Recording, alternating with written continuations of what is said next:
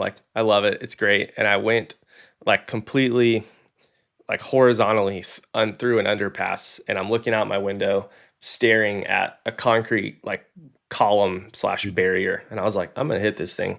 And I wasn't going fast enough that I was scared, but I was just immediately pissed off. I was like, I'm about to total this brand new car. That was like my one thought immediately. It's like, I'm not even worried about my own life right now. I just know that like my whole car is gonna be ruined. I've got a ton of stuff in here that'll probably break.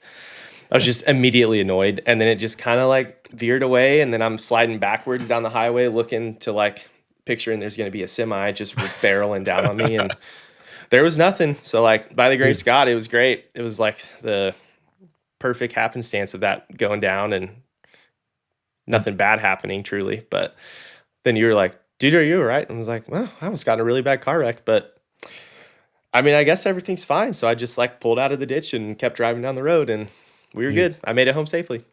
I drove a lot slower after that, though. Spicy, man. Yeah. It was a long drive at 40 miles an hour. Yeah, but man, it just shows like things can go sideways quickly. And yeah, literally.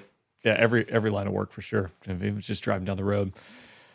So yeah, this almost didn't happen, which now I think lead into May of 23, because again, you had I would say a significant emotional event. That might be one way of categorizing it. That's the only way to categorize it, my friend.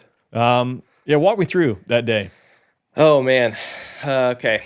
Kind of build some context here is we were at Osan at this point, and we were doing another Korea exercise, as you will. So mop gear, all the stuff, full 9 yards, were 24-hour ops, so on and so forth. But it was actually kind of Are you wearing mop gear for this sortie? To the jet, not in it. Yeah. And for those who don't know, that's the chemical warfare gear, and it's turns out there's nothing that's great for a pilot that's ergonomic. Like it's the same terrible stuff. So yeah, for sure. It was luckily it was just wear it to the jet, and then technically speaking, you wear your gas mask until you get into the airplane. And the Korea ops are, you don't start with it on, but you do everything else with it on. You just leave your helmet and your flak vest out there. So the gas mask was tucked away back behind the seat over where you put your helmet bag, but it was not on, which was nice. But so we're starting this exercise, and I think there had been new leadership that was taking over. And so it was like a really full up one. There were some that were day 1 and 2 were pretty full up, and then it kind of gets pretty lax after that. But it's normally a Monday through Thursday, and then Friday, like they kind of knock it off. But this one that we were starting, it was on a Saturday. We were going to go Saturday through the next Sunday. So an 8-day full up scenario that was just going to be absolutely miserable. And so we're driving to work with all of our Kim gear, huge bag on our backpacks, on our little mopeds, and it's just pouring down rain. So we get to work soaking wet, all of our Kim gear soaking wet. And so we get there and we go to step for first go, or brief for first go. And it's like, all right, we're going to be double turning. This is going to be the turn pattern. And then there's kind of some changes that happened last minute to like what the mission set of the day was going to be. And so we brief everything. And like we get all of our gear on, we go step, and we walk outside to the buses. I mean, and it is just raining cats and dogs. Weather is like super low, but at that time I hadn't been scarred for life. So I was like, oh, whatever. It's just another day in Korea here. Like this is not ideal, but not the end of the world. Like I've flown a whole lot of days like this in Korea. Wasn't the end of the world. Like the weather didn't bother me back then. And so we get out, and there are, like our entire go is in these big, the metal hardened hazes. And I have the one jet that is parked outside, like in the open. So I get there and like canopy's still closed, but it's just constantly raining. And by the time I like open it up, climb up the ladder, get all my stuff situated, and then like try to close it, I'm just soaking wet. Everything in the cockpit's wet. But again, I've stepped to jets in the rain before, like wasn't a huge factor, but get out there and get everything started up. And we get out to the EOR. And flight lead just is like, hey, make sure that everything's good to go, like everyone ready, blah, blah, blah, just standard ops. And as we're sitting there waiting in EOR, for the exercise ops, normally you'll take off with aux over departure, so you're talking to the controlling agency, and then you have all your bros on another frequency where it's just you guys. If you have any issues, you can work through that. So, but for the air quotes wartime environment, we're taking off with tower over SOF.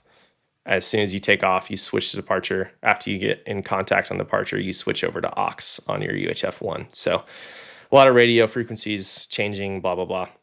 That was really just the first thing. I'm like, all right, we're going to take off, do our, radar assisted departure, and then we'll start throwing radios around. We'll go up. We won't see each other for 45 minutes, and then we'll come back, fly an ILS, and I'll be done with this day. Not a big deal. So go to take off, and we hear an exercise. Like there are simulated threats at the end of the runway. So we're requesting the Viper flight expedite your climb up to altitude. And I was like, are they really asking us to like expedite our climb? And the weather is literally at 501.5, which is like all of our minimums, all of the wingmen that were flying that day. And so my flight lead was like, hey, copy, but like we're going to climb, but we're not doing like combat departures in the weather. That's not going to happen. But it was a quicker climb. I mean, instead of 80 degrees nose high, it was 40, rather than typical but radar assisted trail, right? Yeah, I mean, it was 40 still. Yeah. But I mean, it was fine. We did it all the time. It didn't seem like a huge factor at the time. Be a champion. So one takes off, he disappears, everything's fine. I take off, and as soon as I throw the gear up, lighting the handles on, I'm like, cool, everything's looking good.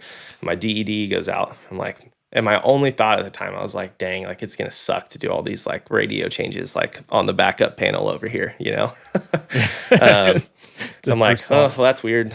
Light goes out, awesome, cool. Like now we're up in the weather, like two's tied, everything's good. So he's climbing. My TD container was like way up here in the HUD. I was like, oh gosh, we're really doing it today. So get everything, keep continuing on this radar assisted trail. And next thing I know, like, man, this is starting to look really weird. Like I'm losing more than my DED. And then I start losing a ton of information in the HUD that should be there, for lack of a better word. We'll just leave it at that. And the next thing I know, I like really don't know which way is up, which way is down. Lose a lot of that information. But we go through a whole lot of training in pilot training in the Viper. There's sims that we do monthly that like to teach you situations like this. So I thought, so I'm like, all right, I know I'm spatially D'd. I just need to do a standard instrument recovery. Like it's fine. I'll be behind on the radios. I'll get caught up whenever I can.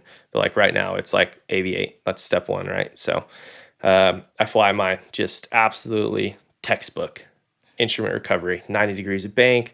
You don't trust your eyeballs. You're like, cool, trust your instruments. Everything's fine. Like get on your round dials, as they always say. And I fly my instrument recovery off my like ADI, not on my HUD. So I'm like looking down between the legs. I'm like, cool, I'm straight and level. Everything's fine. And then the next thing I know, I'm in a decent. And I don't learn that until there's almost like so it's socked in weather everywhere, but there was like a break in the weather. If you can imagine like a big trench, if you will, if you can kind of picture that, there's a big, almost like a trench in the clouds where it opened up. And about the time that I lost all my attitude indication, the last altitude that I saw was like 9,000 feet. And then I punch out of this weather and I'm at like $3,000. I'm like, whoa, that's weird. Whenever I got into this clearing, I was like pretty aggressively nose low. I couldn't tell you an exact number, but ballpark of 15 or 20. Yeah. So as soon as I punched out of the weather the first time, it was like a quick snap and like recovered a level with my eyeballs, like looking out, like everything's fine. I'm like, okay, well, that's weird. I don't know how I got here, but my first thought was like, let's keep it in this clear air. And then I look up and then right in the clouds again, because like it wasn't much of an opening.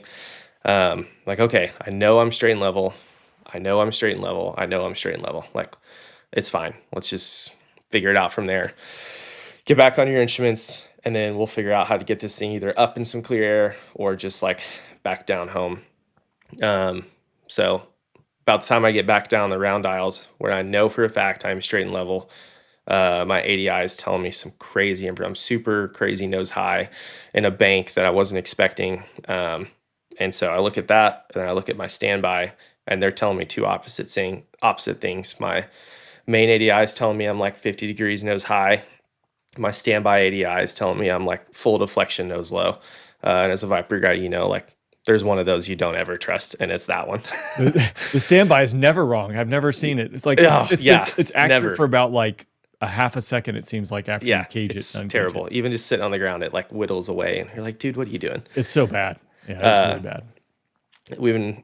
So I look at both those two things. I'm like, all right, well, I haven't seen this. What's your HUD doing at this point? I don't have any like navigational. No pitch bars, no horizon line, anything like that. No, nothing. So, and all I had was like, I couldn't even tell you if I had airspeed and altitude. To be honest, I've totally forgot that. I think I had airspeed and altitude in it. But that was like the only information, but I kind of had just written it off at this point. It wasn't where my brain was going. I was looking at round dials only. So at this point, I think I'm straight and level.